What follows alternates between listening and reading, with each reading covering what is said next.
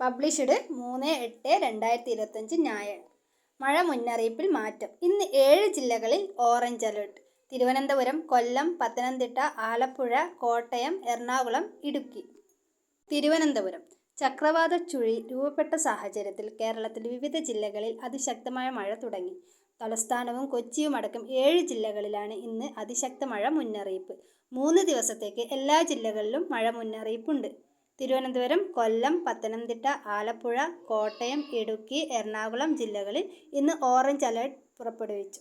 തൃശൂർ, പാലക്കാട്, മലപ്പുറം, കോഴിക്കോട്, വയനാട്, കണ്ണൂർ, കാസർഗോഡ് ജില്ലകളിൽ ഇന്ന് യെല്ലോ അലർട്ടാണ്. നാളെ 6 ജില്ലകളിൽ ഓറഞ്ച് അലർട്ട് പ്രഖ്യാപിച്ചിട്ടുണ്ട്.